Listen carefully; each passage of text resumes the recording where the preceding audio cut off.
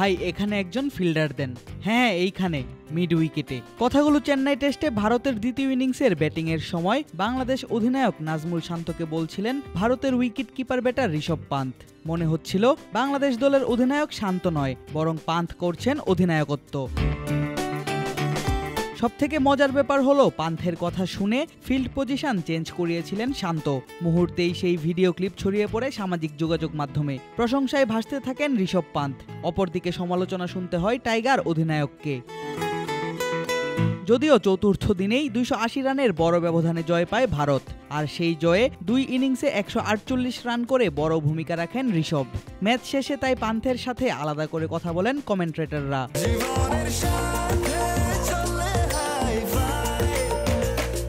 স্বাস্থ্যকর all time honeycomb, সব সময় অল টাইম হেলদি লাইফ।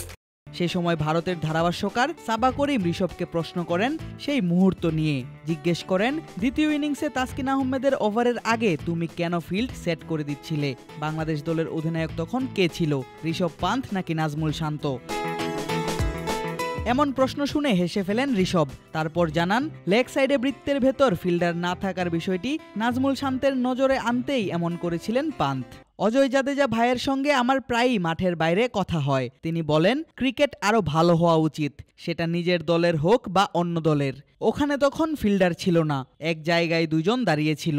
আমি তাই বললাম ওখানে একজন ফিল্ডার দাও। ব্যাট হাতে ফিল্ডার সাজিয়ে দেয়া পান্থের উদ্দেশ্য যে ভালোই ছিল তা বোঝা যায় এই উইকেট কিপার ব্যাটারের কথাতেই। সেই ইনিংসে অবশ্য ব্যাট হাতে সফলতাও পেয়েছিলেন পান্থ। খেলেছিলেন 128 বলে 109 রানের এক দুর্দান্ত ইনিংস। প্রায় 2 বছর পর ক্রিকেটে ফিরেছেন পান্থ, আর এসেই এমন পারফরম্যান্স দেখিয়ে এই উইকেট কিপার ব্যাটার ভাসছেন সকলের প্রশংসায়। আদিব আশরাফ, ক্রিক ফ্রেন্জি।